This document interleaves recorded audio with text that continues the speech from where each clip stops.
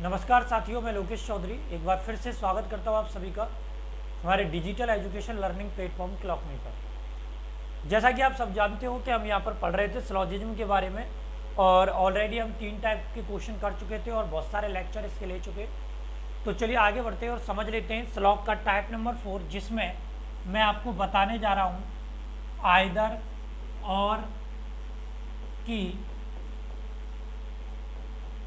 स्थिति। ठीक है, आइदर और का मतलब या तो या। ठीक है, ये जो या तो या की स्थिति है इसके बारे में पहले छोटी सी जानकारी दे देता हूं कि या तो या जो है ये तब लगाया जाता है जब हमें किसी भी पॉइंट के बारे में कोई जानकारी ना हो। मतलब आइदर और हम तब यूज करते हैं जब हमें कुछ भी पता ना हो, ये ध्यान रख लेना। जब हमें कुछ भी पता ना हो प्लस आपके निष्कर्ष में एक निष्कर्ष तो पॉजिटिव दिया हो और जबकि दूसरा निष्कर्ष नेगेटिव दिया हो, तो हम स्थिति का प्रयोग करते हैं आइदर और की का। मतलब कहने का यह है, जैसे मैंने आपको दिया, कुल मिला के बात यह है, मैंने आपको दिया कि मेरा दोस्त को मैंने इनवाइट किया फंक्शन में, लेकिन मुझे ये नहीं पता कि वो आएगा या नहीं, और किसी ने मुझसे पूछा कि वो आएगा या नहीं आएगा, तो मैंने बोला हो सकता है या तो वो आएगा या नहीं आएगा। ठीक है, तो इसके लिए सबसे पहले पॉइंट इस्तेमाल करेंगे हम, क्या लिख लें, या तो या की स्थिति का प्रयोग तब किया जाता है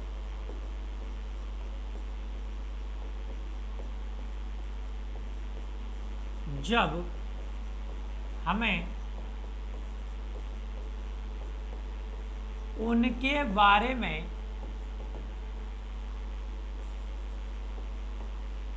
जानकारी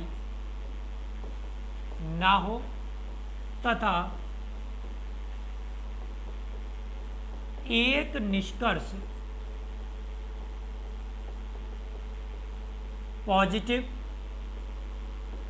जबकि दूसरा निष्कर्ष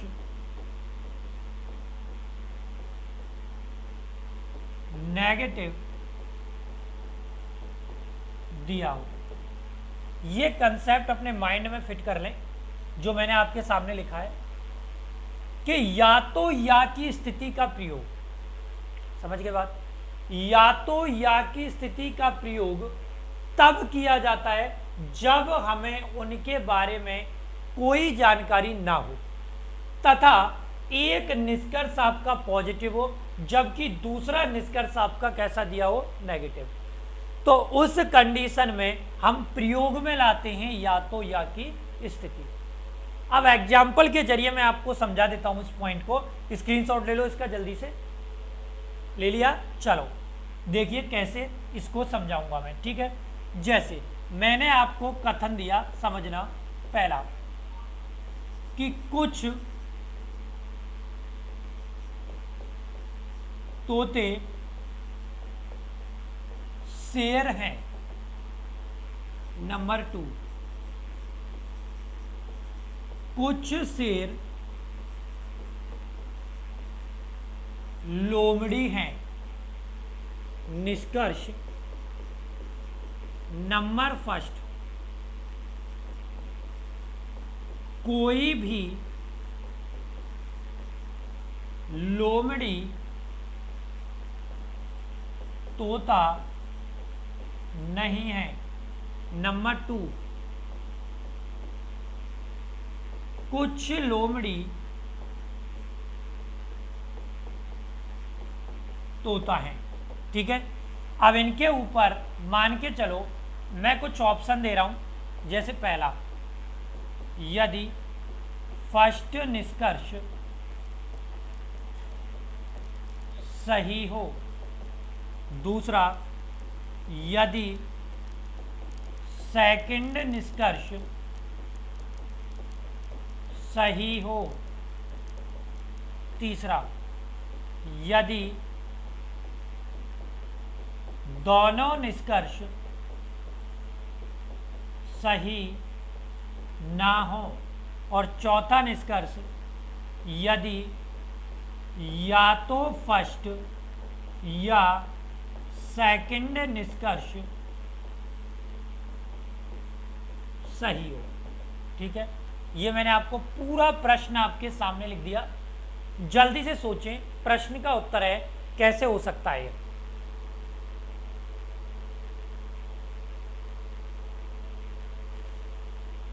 जल्दी से मुझे बताएं इसका आंसर क्या होगा।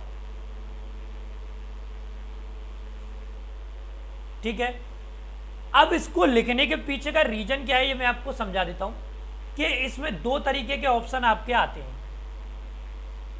ठीक है, दो तरीके के ऑप्शन जो हैं वो आपके आते हैं। अगर ऑप्शन इस तरीके से होता, यदि फर्स्ट सही हो, दूसरा यदि सेकंड सही हो, तीसरा यदि दोनों सही हो, चौथा यदि दोनों गलत हो। सबसे इंपॉर्टेंट पॉइंट ये है आपके सामने कि आप सबसे पहले इसका डायग्राम बनाओ। कुछ तोते शेर हैं, ये तोते ये शेर, ये तोते हो गए और ये आपके हो गए शेर, और कुछ शेर जो हैं वो आपकी लोमड़ी हैं, ये शेर आपके लोमड़ी हो गए। ठीक है, अब सबसे इंपॉर्टेंट पॉइंट ये है कि कोई भी लोमड़ी तोता नहीं है और कोई भी लोमड़ी, कुछ लोमड़ी तोता है। पहला आपको पॉजिटिव नेगेटिव दिया है और दूसरा आपको पॉजिटिव दिया है, ये ध्यान रखना, पहला नेगेटिव और दूसरा पॉजिटिव। बात लोमड़ी और तोता की हो रही है दोनों में। हमें तोते और लोमड़ी के बारे में यहां पे कुछ नहीं पता और ना ही कथन में कुछ कहा गया है।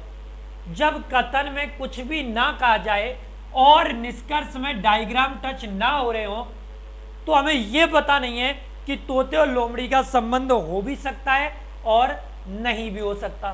तो इस स्थिति में आंसर हम देते हैं या तो फर्स्ट या सेकंड निष्कर्ष सही है।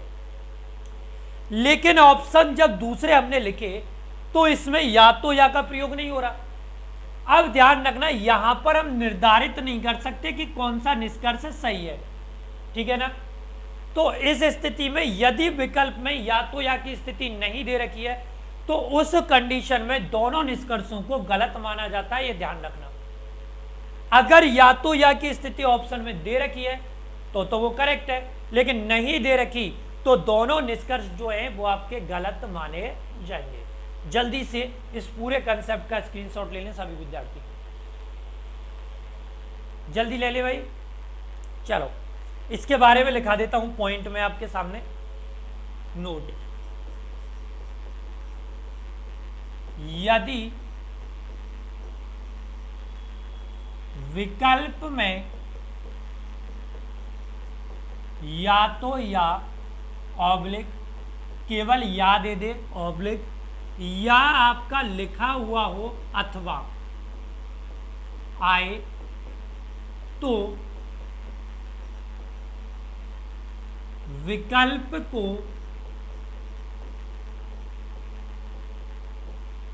सही मानते हैं। इनके ना आने पर दोनों निष्कर्ष गलत माने जाएंगे। ध्यान रखना, जो मैंने कंसेप्ट आपके सामने दर्ज किया यहाँ पे कि यदि विकल्प में ये शब्द लिखा हो या तो या, केवल या लिखा हो या फिर अथवा लिखा हो, अगर इन तीनों में से कोई भी विकल्प में आ जाए तो इस स्थिति में दोनों निष्कर्ष क्या माने जाएंगे? सही माने जाएंगे, यानी कि जो विकल्प है आपका वो करेक्ट माना जाएगा। इनके ना आने पर, अगर किनके ना आने पर, या तो या अथवा, अगर ये तीनों शब्द ना आए तो इस स्थिति में दोनों निष्कर्ष जो हैं वो आपके क्या माने जाएंगे, गलत माने जाएंगे। नोट डाउन कर लें इसको, ठीक है। चलिए एग्जाम्पल देख लेते हैं। जैसे मैंने आपको एग्जाम्पल दिया, सबसे पहले मैंने दिया कथन नंबर 1, कोई भी आर एस नहीं है। नंबर 2, सभी एस टी हैं।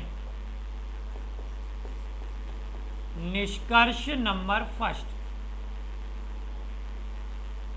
कुछ टी आर है। नंबर 2, कोई भी टी आर नहीं है। लेकिन इसमें एक बात का आपको हमेशा याद रखना है कि या तो या केवल तब लगता है जब एक ही पॉइंट पे बात हो रही हो, या टी और आर के बारे में बात हो रही है। सबसे पहले स्टेटमेंट लगाओ, और स्टेटमेंट क्या कह रहा है कि कोई भी आर एस नहीं है। कोई भी आर क्या नहीं है, एस। कोई भी आर क्या नहीं है आपका, एस नहीं है। ये लगाना एक बार, कोई भी आर एस नहीं है।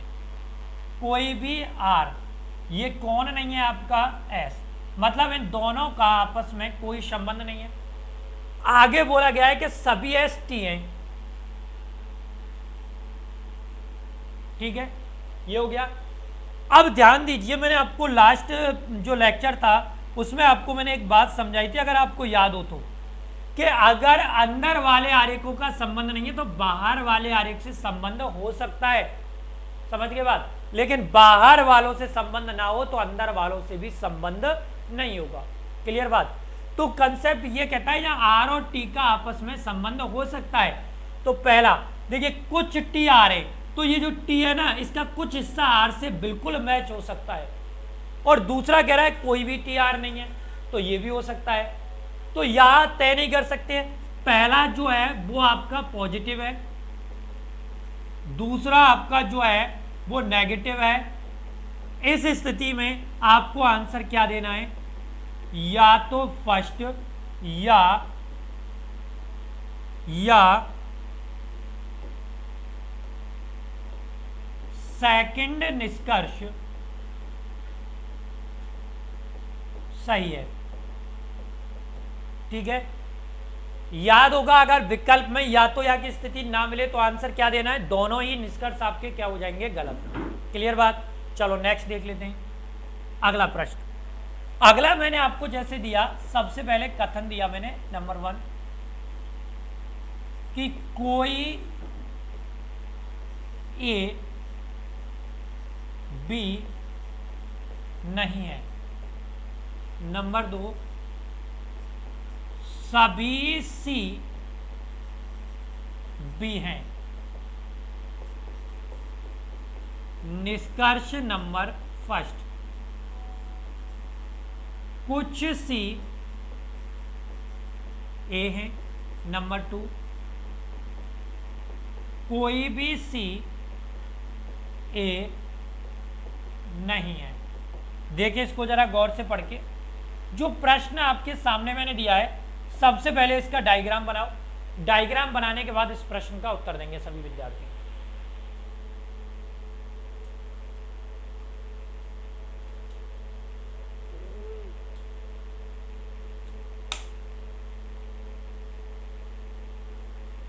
बनाओ बनाओ।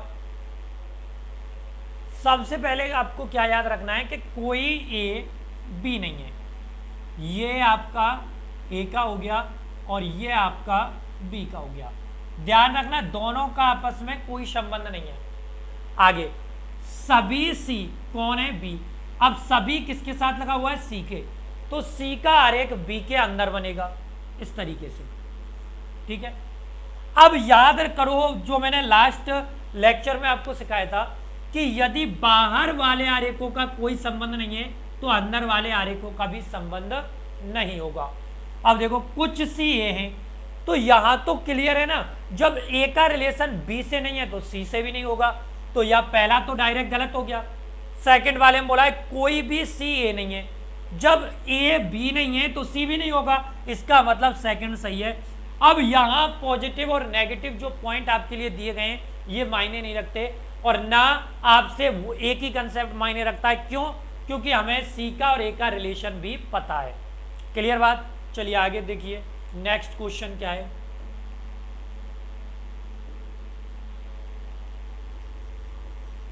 कथन नंबर 1, कुछ पी आर है। नंबर 2, कुछ आर एस है। नंबर 3, कुछ एस टी है। निष्कर्ष नंबर 1, कुछ टी पी है। नंबर 2, कोई भी टी पी नहीं है। नंबर 3, कुछ एस आर हैं। नंबर 4, सभी आर पी हैं। सबसे पहला काम क्या है समझ गए? डायग्राम बनाने का। कुछ पी आर हैं, ये पी का ये आर का। आगे बोला गया है कुछ आर एस है, आर को काट के एस का बना दो। आगे बोला गया है कुछ एस टी है। ठीक है, मान लिया। अब निष्कर्ष नंबर 1, कुछ टी पी हैं और कोई भी टी पी नहीं है। देखो एक पॉजिटिव और दूसरा नेगेटिव, ये पॉजिटिव है और दूसरा आपका क्या है? नेगेटिव। लेकिन याद रखो कि बात टी के और पी के बारे में हो रही है। तो देखो टी का और पी का हमें कोई रिलेशन नहीं पता, और एक पॉजिटिव दूसरा नेगेटिव, तो पहले दूसरे में तो आपकी कंडीशन लगेगी या तो कौन सी? या की। ठीक है, अब तीसरा देखो, कुछ एस कौन है? आर। अब देखो एस का तो आर से रिलेशन है ना, ये तो हमें पता है, इसका मतलब तीसरा सही है। चौथा, सभी आर पी है। यहां आर और पी आपस में टच हो रहे हैं, लेकिन सभी आर पी नहीं है। कैसे आर पी है? कुछ आर पी है, इसका मतलब ये गलत है। अब आंसर क्या दोगे? क्योंकि तीसरा तो सही है, तो आपको आंसर देना है यहां पे या तो फर्स्ट या सेकंड कॉमा व थर्ड निष्कर्ष सही है। ठीक है, यानी कि फर्स्ट और सेकंड में से या लग गया और थर्ड में क्लियर सही है आपका, तो इसमें आपको कुछ भी करने की जरूरत नहीं है। क्लियर हुई बात? ठीक है, चलो नेक्स्ट क्वेश्चन देखें। मैंने दिया कथन नंबर 1, कोई ए बी नहीं है। नंबर 2, सभी ए डी हैं। नंबर 3, सभी बी आर हैं। निष्कर्ष नंबर फर्स्ट, कुछ आर डी हैं। दूसरा, कोई आर डी नहीं है। ठीक है, सबसे पहला काम डायग्राम बनाने का। जैसा कि मैंने आपको बताया है, कोई ए बी नहीं है, तो ये ए का और ये बी का। ठीक है, सॉरी कैसे बनेंगे? दोनों अलग अलग। कोई ए क्या नहीं है? बी नहीं है। बनाओ, कोई ए बी नहीं है, इनका आपस में कोई संबंध नहीं है। आगे बोला गया है सभी ए डी है, तो ए के ऊपर डी का डायग्राम बना दो। आगे बोला गया है सभी बी आर है, सभी बी आपके क्या है? आर। क्लियर? तो कहने का मतलब यह है कि यहां पे ए का और बी का रिलेशन नहीं है, लेकिन डी का और पी का तो हो सकता है। सॉरी, डी का और किसका हो सकता है? आर का। अब यहां देखो आर और डी के बारे में ही बात हो रही है। पहला पॉजिटिव है और दूसरा नेगेटिव है। ठीक है, अब इस देखो डी के और आर के बारे में तो हमें पता ही नहीं है, तो पॉजिटिव भी हो सकता है, नेगेटिव भी हो सकता है, और पॉजिटिव कुछ ही तो दर्शा रहा है। तो इस स्थिति में आंसर क्या दोगे, या तो फर्स्ट या सेकंड निष्कर्ष अनुसरण करता है, अनुसरण करता है। ठीक है, तो ये थी आपकी कंडीशन जो है वो आइदर और की। अब यहां पर देखिए मैंने आपको पॉजिटिव पढ़ा दिया, नेगेटिव पढ़ा दिया, पॉसिबिलिटी पढ़ा दी, आइदर और की कंडीशन पढ़ा दी, और इसी के साथ कथन निष्कर्ष आपका समाप्त होता है। अब हम मिलेंगे नेक्स्ट टॉपिक के साथ, नए कंसेप्ट के साथ, पढ़ेंगे उसको ढंग से समझेंगे। तो आज के लिए इतना ही पर्याप्त है, फिर मिलेंगे।